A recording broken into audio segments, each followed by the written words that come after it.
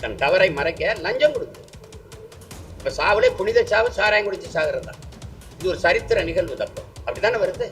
இவங்க குடி எடுக்கிறவங்க, தாலி இருக்கிறவங்க கிட்ட போய் நாட்டை கொடுத்துட்டு நீங்க குடிக்க வச்சு கொலை பண்றவன்ட்டு குண்டு போட்டு கொல்றதுதான் பல படுகொலையா? குடிக்க வச்சு கொல்றது இல்லை, அது கொலை இல்லை. இதே நீங்க மதுவுக்கு எதிராக போராட்டத்தை நான் உங்களுக்கு காட்டட்டா? இதே ஐயா ஸ்டாலின், எங்க ஐயா பொன்முடி எல்லாரும் கருப்பு சட்டை போட்டுக்கிட்டு மூடு மூடு டாஸ்மார்க்க மூடு அப்படின்னு சொன்னதை நான் காட்டட்டா? சத்தியம் அதானுங்க. உங்களுக்கு தெரியாம நீங்க உங்க தொகுதியில சாராயம் காய்ச்சுன்னா நீ எதுக்கு எம்எல்ஏ வருக? எதுக்கு இருக்க? அந்த பொட்டலத்தை நீ ஒண்ணு வாங்கி குடிச்சிட்டு படு. உனக்கு என்ன பிரச்சனை? எதுக்கு இருக்க நீ? ஓட்டி எங்களுக்கு எங்க ஐயாவுக்கும் கிடையாது, எங்களுக்கு திமுகவும் தான். திராவிடமா தமிழ் தேசியமாங்கிறதான். நீங்க ஏன் எங்களுக்கு எங்க ஐயாவுக்கும் இதெல்லாம் பேசாதீங்க. அதை பத்தி பேசவே நான் தயாரா இல்லை. மொழியின் அடையாளத்தை விட உனக்கு இது பெரிய அடையாளமா? எப்ப வந்தது சாதி? எப்ப வந்தது மதம்? எது என்ன அடையாளம்? ஏன் முகத்தை பார்க்க முதுகு பார்த்துக்கிட்டு இருக்க நீ? சாராயம் குடிச்சு சாகுறவனுக்கு போய் சட்டப்படி தவறு, அந்த தவறை செய்யறவனுக்கு நீ சட்டப்படி நிவாரண தொகை ஊக்கத்தொகை கொடுக்குற, சட்டப்படி கொடுக்குற. ஒரு அறம் சார்ந்து வாழ்ந்த ஒரு தமிழ் சமூகத்தை உலகில் முதலாக நாகரிகம் அடைந்து ஒரு பண்பட்ட ஒரு இனத்தை உலகத்துக்கு எப்படி காட்டிட்டாங்க பாரு. இன்னைக்கு கூட நீதிபதி சுரேஷ்குமார் அவர்கள் விஷச்சாராயம் குடிச்சு இறந்தவர்களுக்கு 10 லட்சம் ரூபாய் கொடுத்து ஒரு தீய முன்னுதாரணத்தை தமிழ் மண்ணில் உருவாக்கி விட்டார்கள் வருத்தப்பட்டார். நீங்க இப்படிதான் பார்க்கணும். இதுவரைக்கும் தமிழ்நாட்டில் அதிகப்படியாக நிவாரணம்னு கொடுத்த தொகை இந்த கள்ளச்சாராயம் விஷச்சாராயம் குடிச்சு செத்தவர்கள்.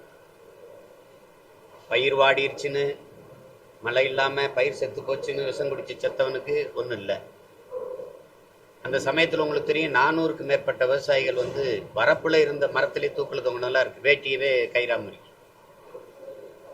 450 பேர் மீனவர்கள், 850 பேர் இதுவரை இந்திய கடலுக்குள்ள சுடப்படுது. நெத்தியில 10 ரூபா பொட்டு காசு வைப்போம்ல, அந்த காசை கூட நீங்க கொடுக்கல. செம்மரக்கட்டையை வெட்ட வந்துட்டோம்னு நாங்க போனோம். செம்மரக்கட்டையை வெட்ட வந்தோம்னே வச்சுக்கிறோங்க. வயிற்று பசி கூலிக்கு தானே போனோம். சுட்டு கொண்டார்ல இதே சந்திரபாபு நாயுடு. 20 பேர் கிடந்தோம்ல. நீங்க கொடுத்த நிவாரண தொகை என்ன? எங்களுக்கு குடும்பம் இல்லை, எங்களுக்கு சந்ததி இல்லை, வறுமையில தானே போனோம். நாட்டுக்குடி தானே. சந்திரபாபு நாயுடு கிட்டையும் நீங்க இழப்பீடு கேட்டு வாங்கியிருக்கணும். நீங்களும் கொடுத்து எங்களுக்கு சரி பண்ணிருக்கணும். செய்யல. இந்த நாட்டின் பாதுகாப்புக்கு படையில் போய் சேர்ந்து, இந்திய ராணுவத்தில் சேர்ந்து சண்டையில செத்து திரும்பினவன் உடலுக்கு நீங்க எவ்வளவு நிவாரணம் கொடுத்துருக்கீங்க? ஒரு வெண்கல பதக்கம், வெள்ளி பதக்கம் வாங்கிட்டு வந்தா எத்தனை கோடி கொட்டி கொடுக்குறீங்க?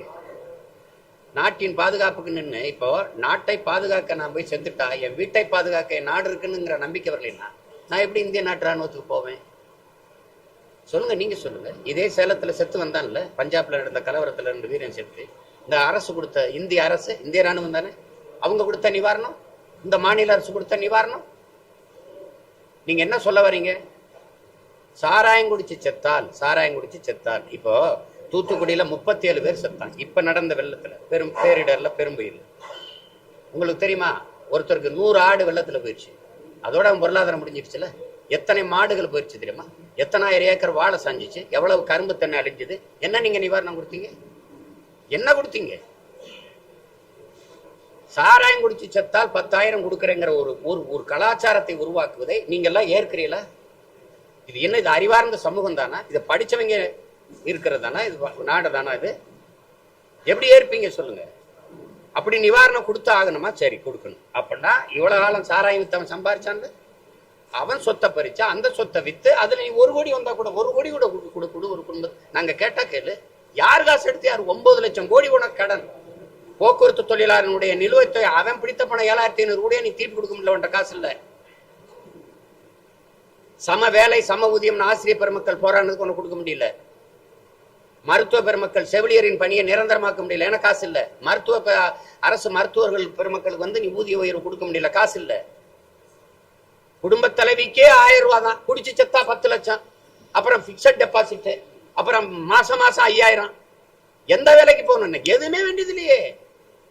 இப்ப நீங்க போய் மருத்துவமனையில படுத்தா சாராயம் குடிச்சிட்டு படுத்து மருத்துவமனையில் வைத்தியம் பார்க்குறவனுக்கு 50,000 அறிவிச்சதுனால அவன் கள்ளச்சாராயம் குடிக்கல, ஓன் சரக்கு டாஸ்மார்க் இருக்குல்ல அதில் வாங்கி குவார்டரை குடிச்சிட்டு போய் படுத்துக்கிறான்.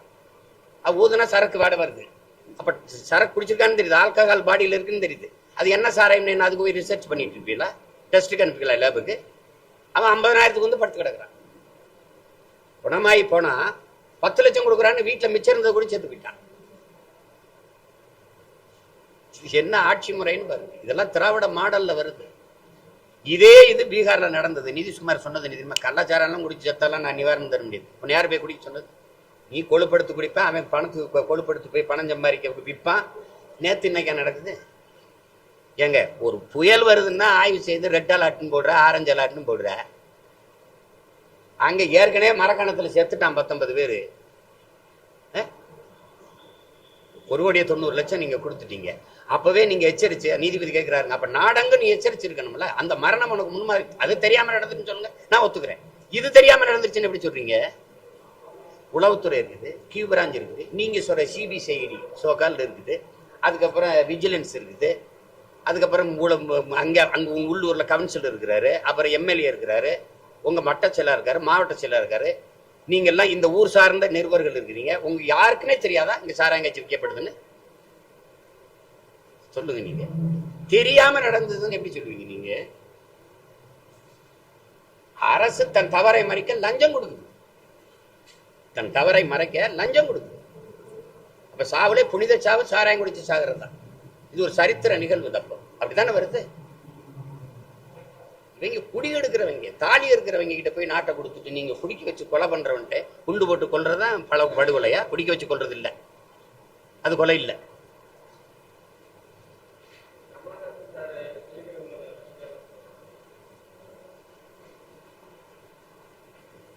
என்ன செய்யறது? எங்க அண்ணங்க அப்படி சிந்திக்கிறாங்க. நாங்க என்ன பண்றது? நம்ம போய் இப்ப என்ன சொல்றது எங்க அண்ணன் போயிட்டு?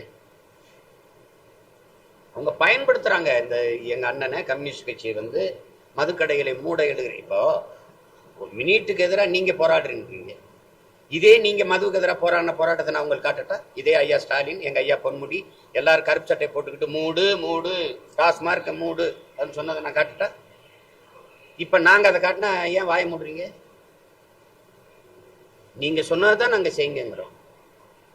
கல்லுக்கடை திறக்க வலிக்குது, உனக்கு கள்ளச்சாராயத்தை எப்படி வித்துக்கிட்டு இருக்க? நீ ஏன் கல்லுக்கடை திறக்க மாட்ட? கல்லு குடிச்சு செத்தவன், சொத்தம் பட்டே வித்தவன் ஒருத்தனை காட்ட நாங்க போயிடறோம். அப்படியே இப்படி போயிடறோம். நாங்க ஊருக்கே போயிடும். சொல்லு. கல்லு உணவின் ஒரு பகுதின்னு அரசியலமைப்பு சட்டம் சொல்லுது. சங்க இலக்கியங்களிலிருந்து தமிழனுடைய தொன்ம வாழ்வியல்ல அவ்வையும் அதிகமான கல் ஒன்று பேசிக் கொண்டிருந்தாங்கன்னு இருக்குது. அது எங்க மரபு. பனம்பால், தென்னம்பால், மூலிகை சாறு, இவ்வளோண்டு அருகம்புள்ளிச்சாறு, கோதுமை புள்ளிச்சாறு உடலுக்கு நல்லதுங்கிற. அது எவ்வளவு பெரிய மூலிகை, இயற்கையின் அருண் கூட. அதை குடிச்சிட்டு போறானே. இதே 60 ரூபாய்க்கு 2 சம்பத்து கல்ல வாங்கி குடிச்சிட்டு வீட்டுக்கு போயிடுவான்ல. எந்த மதமும் போதும்னு சொல்ல மாட்டான், கல் குடிச்சா போதும்னு சொல்லிடுவான். ஏன்னா அது உணவு. நீ அதை திறக்க மாட்டேங்கிற. கேரளாவில் இருக்கு, புதுச்சேரியில இருக்குது, கர்நாடகாவில் இருக்குது, ஆந்திராவில் இருக்குது கல்லு. ஏன் உன் மாநிலத்தில் இல்ல? ஏன்னா ஏன் இல்லைன்னா உங்க 2 பேருக்கும் ஃபேக்டரி இருக்கு. சாராயம் காய்ச்சறது நீங்க, அந்த ஆலையில வந்து சரக்கு எடுக்கிறது குறைஞ்சிரும். டாஸ்மார்க் வியாபாரம் அரசுக்கு கொண்டு போகுது. அங்க சரக்கு டாஸ்மார்க் வரதுல ஃபேக்டரி, அந்த வியாபாரம் யாருக்கு? அப்ப இந்த கல்லுக்கடையை திறந்து விட்டா விவசாயி வாழ்ந்துருவான். எந்த விவசாயி வாழ்றத அரசு விரும்புது? மத்திய அரசா, மாநில அரசா? எந்த அரசு விரும்புது? விவசாயி வாழ்ந்துருவான். குடியானவன் வந்து 2 போத்தலை குடிச்சுன்னா 2 செம்ப குடிச்சான்னா 20 ரூபாய்க்கு 2 செம்ப குடிப்பான். அதிகபட்சமான ஒரு வடை, சுண்டல், ஏதோ ரத்த பொரியல், இந்த ஊறுகாய் வைப்பான், சாப்பிட்டுட்டு போயிடுவான். நீங்க பார்த்துருப்பீங்க கல்லுக்கடையில். இன்னைக்கும் கேரளாவுக்கு போங்க, நீ எது கல்லுக்கடையை திறக்க மாட்டேங்கிற? ஏன்னா உன்னுடைய ஃபேக்டரி இங்க மிடாஸ் இருக்கு, அங்க பெரிய 2 எல்லாருக்கும் இருக்கு. அம்மா கனிமொழியாருக்கு பேசுனதே இருக்கு. நாங்க ஒரு ஆட்சிக்கு வந்தால் எங்க திமுகவிலேயோ அவங்க சார்ந்த ஆலைகளும் மூடப்படும், டாஸ்மார்க்கும் மூடப்படும். இதெல்லாம் எனக்கு ஒண்ணும் கிடையாது, அளவு கடந்த கோபம் தான். இவங்களை ஒழிக்காம இந்த நாட்டை சரி செய்ய முடியாது.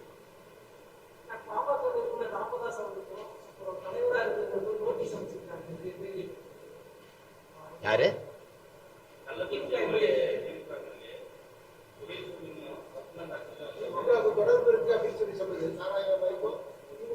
நானும் சொல்றேன் எனக்கு அனுப்புங்க. சத்தியம் அதானுங்க. உங்களுக்கு தெரியாம நீங்க உங்க தொகுதியில சாராயம் காய்ச்சுனா நீ எதுக்கு எம்எல்ஏ வருக? எதுக்கு இருக்க? அந்த பொட்டலத்தை நீ ஒண்ணு வாங்கி குடிச்சிட்டு படு. உனக்கு என்ன பிரச்சனை? எதுக்கு இருக்க நீ? எதுக்கு இருக்க நீ சொல்லு. எதுக்கு எம்எல்ஏ வருக? இந்த கண்ணுக்குட்டிங்கிற மாரியப்ப மாரியாச்சா கோவிந்தராஜ் காட்சிட்டான்னு நீங்க நம்புறீங்களா? இவ்வளவு பெரிய அதிகாரம், இவ்வளவு பெரிய கட்டமைப்பு, இவ்வளவு பெரிய இது. எங்க ஒரு மாவட்ட ஆட்சியரையும் ஒரு எஸ்பி காவல்துறை அதிகாரியை நீக்கிட்டா அவங்க 2 பேருமா ஊழல் போட்டாங்க. அவங்கள பொட்டலம் போட்டாங்க, அவங்கள வித்தாங்க. 2 பேரையும் பணியிட நீக்கம் செஞ்சு ஒருத்தரை பணி மாற்றம் செஞ்சுட்டா அதோட முடிஞ்சிருதா? இந்த வேலையை எத்தனை நாளைக்கு செய்வீங்க? ஒரு சிந்திக்க தெரிஞ்ச ஒரு எழுச்சி மிகுந்த இளைஞர் கூட்டம் வந்துருச்சுனாவது இன்னும் அதையாவது கவனிங்க. உதயசூரியனுக்கு வசந்த் கார்த்திக்கும் தெரியாம சாராயம் கட்சிட்டான் அவன், இந்த கண்ணுக்குட்டி, இந்த கோவிந்தராஜ். நீங்க சொல்லுங்க. இதெல்லாம் எங்க ஐயாவுக்கு கால் தூசுல கடைசி தூசு. இது மாதிரி எவ்வளவு பார்த்துட்டோம். சரி, நானும் சொல்றேன் அதே குற்றச்சாட்டை எங்க ஐயா சொன்ன குற்றச்சாட்டு 2 சட்டமன்ற உறுப்பு மேல வைக்கிறேன். எனக்கு ஒரு நோட்டீஸ் அனுப்பு. நான் இங்கதான் இருப்பேன் 12 நாள். இங்கே வந்து கையில கூட கொடுக்க சொல்லு.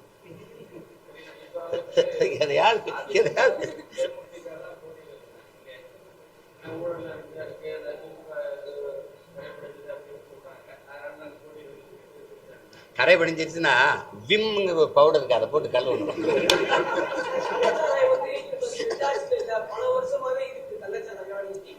ஏதாவது பேசிட்டு இருக்காதீங்க. எங்க தாத்தா காலத்துல மதுக்கடை இல்லைங்க, காமராஜ் காலத்துல இல்லைங்க, ராஜாஜி காலத்துல இல்லைங்க, பக்தவச்சலம் காலத்துல இல்லைங்க, கள்ளச்சாராயம் இருந்ததாங்க. யாராவது ஒருத்தர் சொல்லுங்க. சொல்லுங்க. நீங்க கேள்வி கேட்கிற நீங்க சொல்லுங்க. எனக்கு அதிகாரத்தை கொடு. ஒழிக்கணும்னு நினைச்சா ஒரு நொடி வேலைங்க. ஒரு நொடி வேலை, ஒரு நொடி, அவ்வளவுதான். அது முடிஞ்சிடும். இதை போட்டு பேசிட்டு இருக்கிறீங்க. நீங்க விற்கிறதே நான் தானுங்க.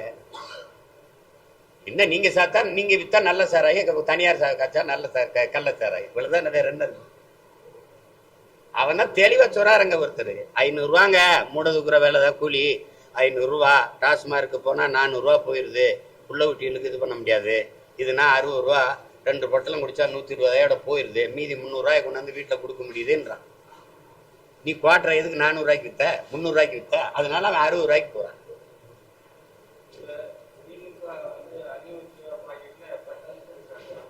எதுல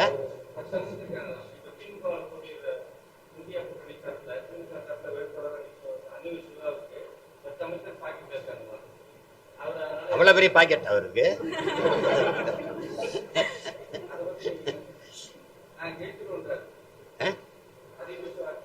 சரி, ஜெயிச்சு என்ன பண்ண போறீங்க? என்ன பண்ண போறீங்க? எந்த ஓரத்துல ஊரல் போட்டு விற்க போறீங்க? ஜெயிச்சு என்ன பண்ண போறீங்க? போன தடவை 39 பாராளுமன்ற உறுப்பினர் கொண்டு போய் நீங்க சாதிச்ச ஒன்று. சரி, இந்த தடவை 40க்கு 40 கொண்டு போய் சாதிக்க போற ஒன்று. ஏதாவது ஒண்ணு சொல்லுங்க. நீட்டை எதிர்த்து போராடணும்னு போறீங்க. நீட்டை கொண்டு வந்த மகாராசன் யாரு? காங்கிரஸ் நீங்களும் தானே. எது ஒன்ன பேசுறதுக்கு தகுதி, நேர்மை, அருகதை வச்சிருக்கீங்க? ஒன்றும் கிடையாது.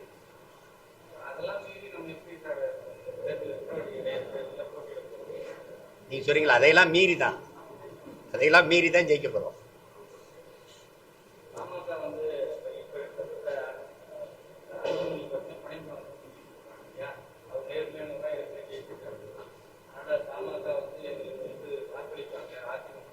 ஓட்டு எங்களுக்கு எங்க ஐயாவுக்கும் கிடையாது. எங்களுக்கு திமுகவும் தான். திராவிடமா தமிழ் தேசியமாங்கிறதான். நீங்க ஏன் எங்களுக்கு எங்க ஐயாவுக்கும் இதெல்லாம் பேசாதீங்க. அதை பத்தி பேசவே நான் தயாரா இல்லை. எங்களுக்கும் எங்க ஐயாவுக்கும் போட்டி கிடையாது. அது வேற. நாங்க எதிரியா கருதுறது திமுகவை தான் இந்த களத்துல. அதனால போட்டி எங்களுக்கும் திராவிடத்துக்கும் தான். திராவிடமா தமிழ் தேசியமா? புரியுதா?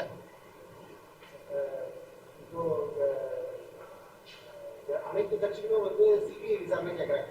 ஆனா ஒரு இந்த கேள்வியில அர்த்தம் நான் புரிஞ்சுக்கிறேன். வலிமை மிக்க காவல் படை நம்ம உள்ளது, உங்களுக்கு தெரியும். போலீஸ் விசாரணையில பிரச்சனை என்ன? நீங்க சிபிசிஐடிக்கு மாத்திருக்கீங்க. எத்தனை வழக்கம் மாத்திருக்கீங்க? தங்கச்சி ஸ்ரீமதியில இருந்து, உங்களுக்கு தெரியும் தூத்துக்குடி துப்பாக்கி சூட்ல இருந்து சிபிசிஐடி ஆட்டு இருக்கு. அதுவும் முதலமைச்சர்கிட்ட. இப்ப எனக்கு இட்லி வேணாமான்னா, இட்லி வேணான்னீங்கன்னா என்ன பண்ணு? தோசை ஊத்துட்டா சரி, மாவு அதே மாவு தான், ஊத்துற மாஸ்டர் அது சேம் மாஸ்டர் தான். ஒரே மாவு ஒரே மாஸ்டர். அந்த போலீஸ் விசாரிச்சா என்ன, சிபிசி இதுவரைக்கும் சிபிசிடி விசாரிச்சு நேர்மையாக இது கொடுத்து அப்படி நடவடிக்கை ஒண்ணு சொல்லுங்க. உங்களுக்கு என்ன, எத்தனை வருஷமா நீங்க இருக்கீங்க? ஏதாச்சும் சரி, சிபிஐ விசாரணையில நேர்மையான ஒரு விசாரணை சொல்லுங்க. சிபிஐ இருக்கும்போது என்ஐஏ வந்துச்சு. சரி வேணா என்ஐஏ விசாரணை கேளுங்க. என்னப்பா நேஷனல் இன்வெஸ்டிகேஷன் ஏஜென்சிக்கு போங்க. ஏன்னா சிபிஐ சரியில்லைன்னு தான் 10ஆவதுன்னு தான் நீங்க என்ஐஏ கொண்டு வந்தீங்க. அது காவல்துறை விசாரணையிலிருந்து சிபிசிஐடிக்கு மாத்துறோம்னா மாத்திரியலா ஏன் மாத்திரியலான்னு தான் நீங்க கேட்கணும். ஏன் இந்த விசாரணை என்ன? நான் உங்ககிட்ட வெளிப்படையா கேட்கிறேன். வித்திருக்கான், குடிச்சிருக்கான், செத்துருக்கான், தெரிஞ்சிருச்சு. குற்றம் நிகழ்ந்திருக்கு, செத்துருக்கான், முடிவு தெரிஞ்சிருச்சு. இனி நடவடிக்கை தான் எடுக்கணுமே ஒழிய விசாரிக்கணும். கோகுல்தாஸ் தனி நீதிபதி விசாரிச்சு 3 மாதத்துக்குள்ள அறிக்கை. அது ஏன் 3 மாதத்துக்குள்ள? 3 மாதத்துல மறந்துடுவான். போய் கள்ளக்குறிச்சியில கேளுங்க, அந்த கட்சிக்காரன் கேளுங்க, கருணாபுரத்து கேளுங்க, அது தளபதி பார்த்து பாருங்க. அங்கெங்க நாளை திமுக கைக்கூலி இருக்கும், அது என்ன பண்ணும்? தளபதி பார்த்துப்பாங்க. நாங்கெல்லாம் போராட்டத்துக்கு போவோம், 2 பேர் உள்ள இருப்பான். அவன் அப்பெல்லாம் பேசக்கூடாது, அங்கிருந்து சவுண்ட் விடும், அதெல்லாம் தேவையில்லாதது அப்படிமா. ஓப்பா அப்படின்னு எல்லா இடத்துலையும் இப்படி ஆள் வச்சுக்கிட்டு நீங்களே பாருங்க. குற்றம் நிகழ்ந்துருச்சு, தெரிஞ்சிருச்சு. இப்ப தங்கச்சி ஸ்ரீமதிக்க செத்துட்டா, எப்படி செத்தா? நீங்க தற்கொலைங்கிறீங்க, நாங்க கொலைங்கிறோம், இவ்வளவுதானே. அதை விசாரிச்சு சொல்றோம்னு. நாங்க ஒரு கிராமம், ஒரு கல்லூரி, இதுக்கு எதுக்கு இவ்வளவு காலம் ஆகுது ஒரு கிராமத்து மக்களை விசாரிக்கிறது?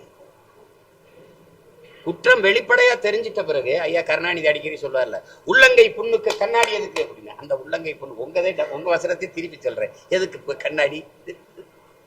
கொடுமை தானங்க இதெல்லாம். இந்த இப்போ தூத்துக்குடி துப்பாக்கி சூட்டுக்கு வந்து நீங்க அருணா ஜெகதீசன் மூலமா ஒரு விசாரணை கமிஷனை போட்டீங்க.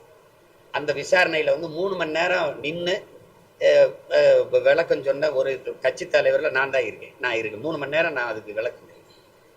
அம்மா அறிக்கை தாக்கல் பண்ணிட்டாங்கிறதே வெளியில தெரியாம வச்சிருந்தீங்க. அங்க வேலை செஞ்ச ஒரு நல்ல பிள்ளை எடுத்து வெளியிட்டுட்டான் பாருங்க. 6 மாசத்துக்கு முன்னாடி தாக்கல் பண்ண எந்த நடவடிக்கை இல்லையே. ஐயா நீதிபதி சங்கர் தலைமையில நீட்டுக்கான ஒரு விசாரணையை போட்டீங்க. அவர் அறிக்கை தாக்கல் பண்ணாரு. என்ன நடந்திருக்கு? 50 லட்சம் கையெழுத்து வாங்கினீங்க. யார்கிட்ட கொடுத்தீங்க? சேலம் மாநாட்டில் ஒரு ஓரத்தில் வச்சிருந்தீங்க. அதுக்கப்புறம் அது எங்க? யார்கிட்ட கொடுத்தீங்க? பிரதமரை போய் உங்க அப்பா சந்திச்சாரு, நீங்க சந்திச்சீங்க, எல்லாரும் சந்திச்சீங்க. நீங்க அந்த அப்ப போய் கொடுத்தீங்களா? அந்த பாருங்க இத்தனை லட்சம் பேர் அதுக்கு எதிராக இருக்காங்க, கொடுத்தீங்களா? இப்ப 40 உறுப்பினர் வச்சிருக்கீங்களே, ரோட்ல இறங்கி ஏன் நீட்டுக்கு எதிராக போராடுங்க? அங்க பாராளுமன்றத்தை முற்றுகிட்டு போராடி கதறடிங்கிற அப்படி ஏதாவது நடக்குதா?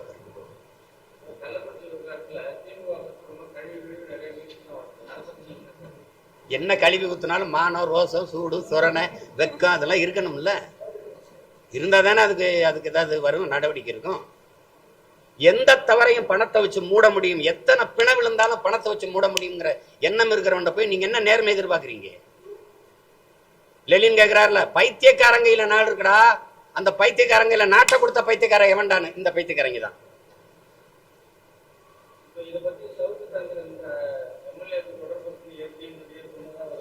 அதை நான் ஏற்கிறேன். எங்க ஐயா சொல்லியிருக்காங்களே அந்த கருத்தை ஏற்கிறேன். எங்க ஐயா கொடுத்த நோட்டீஸை எனக்கும் கொடுங்க.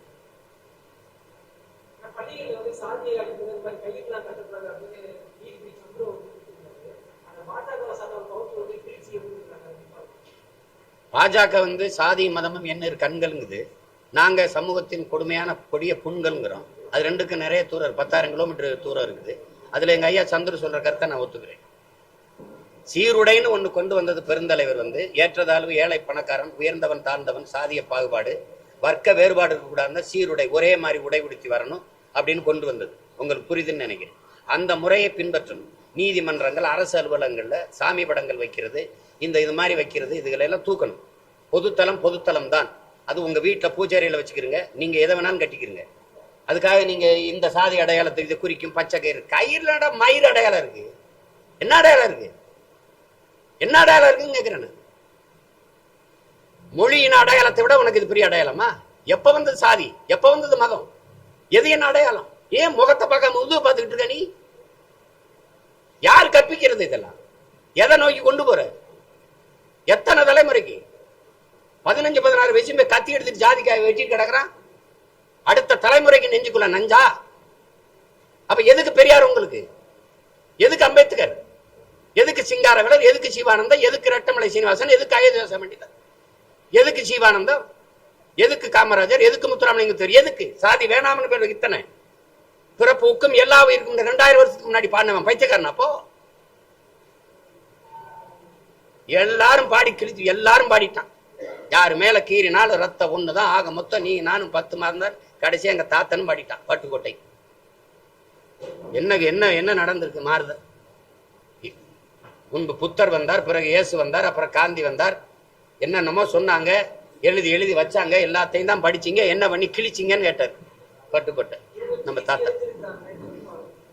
அவங்களெல்லாம் கிழிச்சு ஒரு எரியிற காலம் எங்களுக்கு ஒரு நாள் வரும்ல. இன்னைக்கு நீ ஊராட்சி மன்ற தலைவர் இருக்க கிழிச்சு எறிகிற, அது நிரந்தரமா உனக்கு இந்த நாற்காலி அப்படி இருக்க போதா?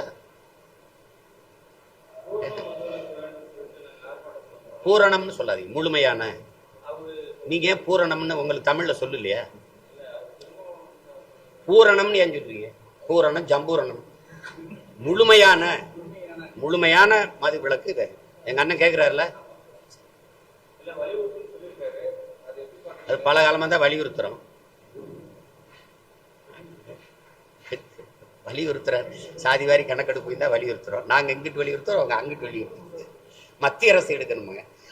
நீதிமன்றமே சொல்லுது, சரி இது மாநில அரசு கையிலே இருக்கு, அவங்களே எடுக்கலாம். நிதிஷ்குமார் யாரை கேட்டு எடுத்தாரு? மத்திய அரசு கேட்டு எடுத்தாரு. சந்திரபாபு நாயுடு வந்தவன எடுக்க போறேன், மத்திய அரசு கேட்ட எடுக்க போறாரு. கடத்தி விடுறதுக்கு இப்ப இஸ்லாமிய சிறை கைதிகள் விடுதலைக்கு நம்ம நேர்கொடி கொடுத்தோம்னா ஆளுநருக்கு பரிந்துரைத்திருக்கிறோம், அவன் தான் கையெழுத்து போட மாட்டேன்னு தெரியுத. அப்புறம் நீ ஏமாத்தி விடுறதுதான். நாங்க அவர் போல நாங்க என்ன பண்றது? தெரிஞ்சுக்கிச்சுல.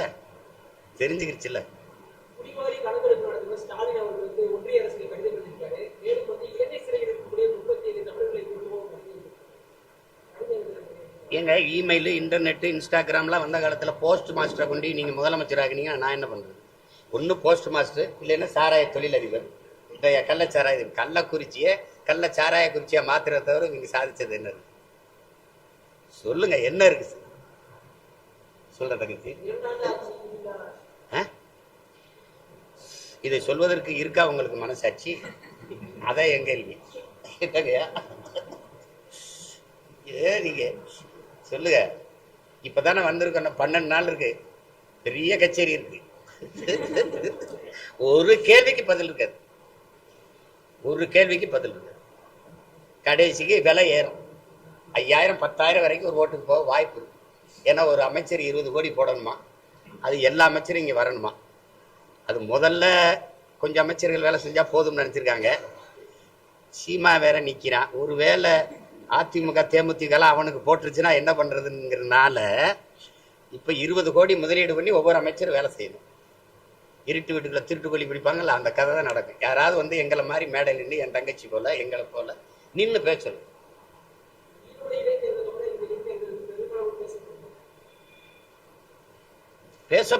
பேசப்படும்னா என்ன? பணம் அள்ளி வீசப்படும். ஏன்னா கள்ளச்சாராய சாவு வந்து எங்களை பாதிக்கல அப்படின்னா அவங்க காட்ட வேண்டிய கடமையும் பொறுப்பும் தார்மீகமும் அவர்களுக்கு கையளிக்கப்பட்டிருக்குது இல்லையா?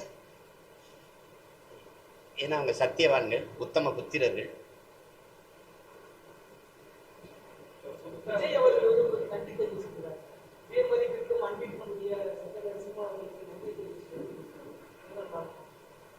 அதில் உங்களுக்கு ஏதோ எரிச்சலா இருக்குன்னு நினைக்கிறேன். தம்பி அண்ணனை வந்து பாசத்திற்கு அன்பிற்குரிய அண்ணனுக்குன்னு சொல்றதுல உங்களுக்கு அவ்வளவு பிரச்சனை இருக்கு. ஏங்க அவர் ஒரு கட்சி தலைவர், அவர் ஒரு புகழ்பெற்ற நடிகர், நான் ஒரு கட்சி தலைவர்னு இருக்கிறேன்னாலும் நாங்க 2 பேரும் அண்ணன் தம்பிங்கிறதா தெரியுமா தெரியாதா அவங்களுக்கு? அண்ணன் இல்லைன்னு ஆயிருமா, தம்பி இல்லைன்னு ஆயிருமா? ஒரு பாதை, நான் ஒரு பாதை.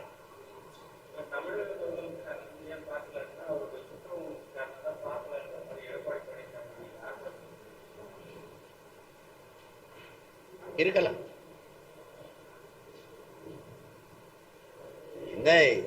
சரி, பார்த்து இறந்தவர்களா உயிர்ப்பிச்சிருவாரா?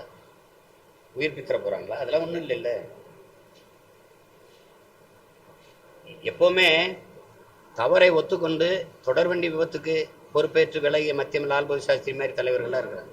குறைஞ்சபட்சம் சட்டமன்ற உறுப்பினர்களாவது விலகி இருக்கலாம்ல. என் தொகுதியில நடந்துருச்சு, நான் அதுக்கு வருந்துறேன் அப்படின்னு விலகி இருந்தா அது ஒரு நேர்மையாவது பார்க்கப்படும்.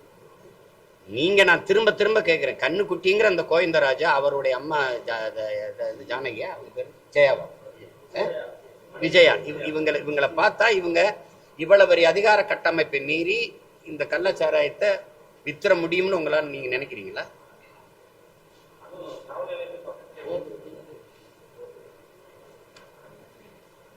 எதுவுமே தெரியலையேன்னு சொல்றதுக்கு எதுக்கு ஒரு அதிகாரம்? எதுக்கு இவ்வளவு படை, இவ்வளவு நிர்வாக கட்டமைப்பு, இதுக்கு ஒரு முதலமைச்சர், இதுக்கு ஒரு உளவுத்துறை, இதுக்கு ஒரு உள்துறை, இதெல்லாம் நீங்களே யோசிச்சு பாருங்க. விலகிட்டார், சகிக்க முடியல, போயிட்டாரு அவரு. அதானே?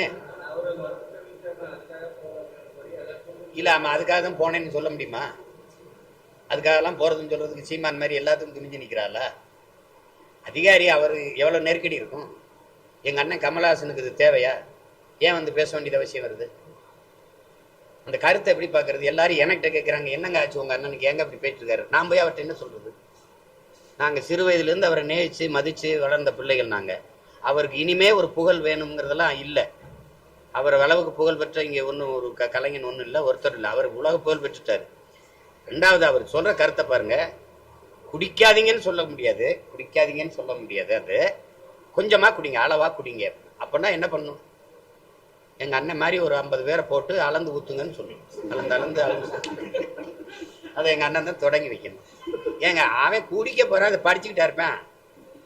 படிச்சுக்கிட்டது என்ன அப்படி அதை படிச்சுட்டு என்ன தேவை சொல்றது? ஐயா ஸ்டாலின் வந்து சிறாரு பாருங்க, எனக்கு ரொம்ப வேதனையா இருக்கு, எனக்கு தூக்கமே வரல அப்படின்னு. ஒண்ணும் இல்லைங்க, அந்த பொட்டலத்துல போடுங்க, நல்லா நிம்மதியா தூங்கலாங்க, ஒரு பிரச்சனையும் கிடையாது. அது யாரோ ஒரு சார், அதே மாப்பிள்ள அங்க போகாத, ஒண்ணும் கிடையாது, இங்க வா டாஸ்மார்க், அது ஒண்ணும் கிடையாது. சாராயம் 10 lakhs உடனே கிரெடிட் ஆயிருமாடாங்கிறான். இன்சூரன்ஸ்லாம் என்னங்க, அதெல்லாம் மாசம் மாசம் நம்ம கட்டிட்டு செத்ததுக்கு அப்புறம் தருவாங்க. இது இமிடியேட்டா கிரெடிட் ஆயிருமா 10 lakhsங்கிறான். நீங்க எல்லாம் தான் இதை சாடி பேசணும். ஒண்ணு எனக்கிட்டே கேட்டுக்கிட்டு இருக்கீங்களே, நீங்க எல்லாம் விமர்சிக்க மாட்டீங்களே, என்னத்த பேசுறீங்க சும்மா?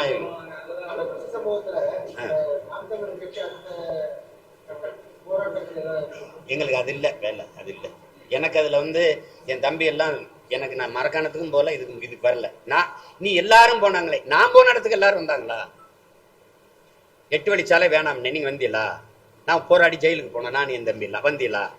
நான் ஸ்டெர்லைட்டுக்கு போறாருன்னு, நான் அந்த இது அணு உலைக்கு போராட போனேன், நான் மீத்தேனுக்கு போராடினேன், எல்லாத்துக்கும் போராடினேன். பாண்டு நிலையம் பரந்தூர்ல வேணாங்கிற, இன்னும் வேணாம். இருக்கிற ஏர்போர்ட்ல பறக்க பிளைட் இல்ல, பைத்தியக்காரங்களா? இண்டிகோன்னு ஒண்ணு, மதுரைக்கு 24,000, திருப்பி ஒரு 24,000, 50,000 ஒரு நாள் நான் பறந்து போக. அது அவர் எடுக்கிறதா நேரம், அவர் சொல்றதான் கட்டணும். ஒரே ஒரு வண்டி எப்படி இருக்கு?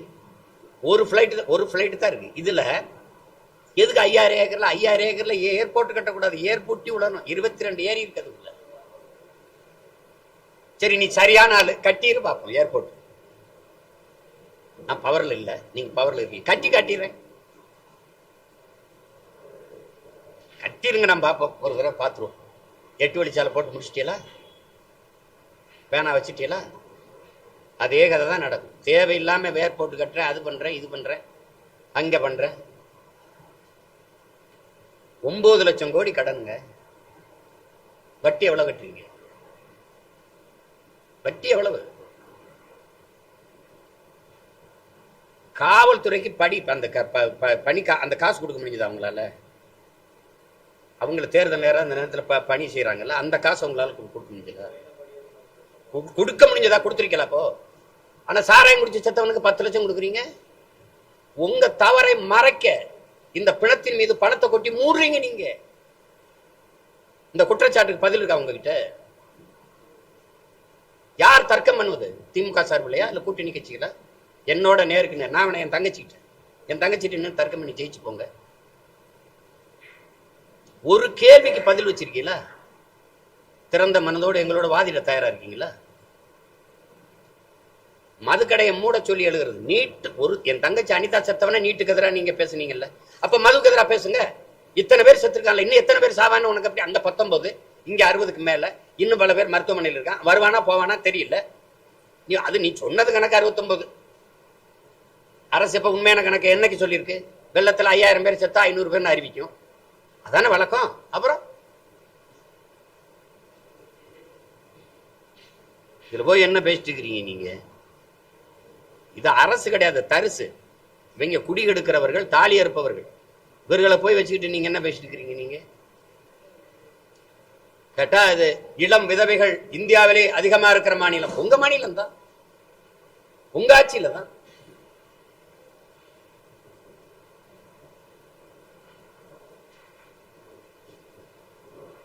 நீ மனசாரியம். ஒரு ராணுவ வீரன் செத்து வந்தான், அவனுக்கு 1 கோடி கொடுத்தாங்க அப்படின்னா, சரி என் விவசாயி செத்துட்டான், உலகத்துக்கு சோறு போடுற உழவர் குடி அவன் செத்துட்டான், சரி விவசாயி அவனுக்கு ஒரு 10 லட்சம் கொடுப்பான், குடும்பம் இருக்கு. என் செம்மரக்கட்டையை வெட்டணும் போன கூலிக்கு தான் போன, வயிற்று பசிக்கு. என் மீனவ சொந்தங்கள் சுடுவான்னு தெரியுது, போறேன். ஏன் போறேன்? படகை பறிச்சு பசி, குடும்பத்தை காப்பாற்றணும். அவன் செத்து போனான், அவனுக்கு ஏதாவது நிவாரணம் கொடுத்துட்டா கூட போதும். சாராயம் குடிச்சு சாகிறவனுக்கு போய் சட்டப்படி தவறு, அந்த தவறை செய்யறவனுக்கு நீ சட்டப்படி நிவாரண தொகை, ஊக்கத்தொகை கொடுக்குற, சட்டப்படி கொடுக்குற. அரசு கொடுத்து ஊக்கப்படுத்துது தவறு செய்யறதுக்கு. நீ அந்த சாராய வியாபாரியை கைது பண்ணிடல, அந்த அவன் சொத்தை பூரா பறிச்சு வித்து. எங்க 1500 பேர் மேல ஏதோ வழக்கு போட்டு கைது பண்ணு நீங்க மரக்காணத்துல. இங்க எத்தனை பேரு? இந்த கண்ணுக்குட்டி தான் இத்தனை காலம் வித்து என்ன சொத்து வச்சிருக்கான். அவன் வீட்டை போய் பார்த்தா கோழி கூடு கூட கொஞ்சம் பெருசா இருக்கும் போது. அப்ப வித்தவன் வேற இடத்துல இருக்கான்ல, அவன் சொத்தை பறிச்சு அதுல இருந்து வித்து நீ ஒரு வீட்டுக்கு 50 லட்சம் 1 கோடி கூட கொடு இறந்த குடும்பத்துக்கு. நாங்க ஏதாவது கேட்டா எங்களை கேடு. அது இல்லாம சும்மா மக்கள் காசை எடுத்து கொண்டு கொடுத்துக்கிட்டு நாளைக்கு ஒருத்தன் ஜாவன் சாராயம் குடிச்சு அவனுக்கு 10 லட்சம். இது என்ன வேலை? இது நல்ல அணுகுமுறை இல்லை, இது நல்ல ஆட்சியின் நல்ல நிர்வாகம் இல்லை, இது கேவலம். வேற ஏதாவது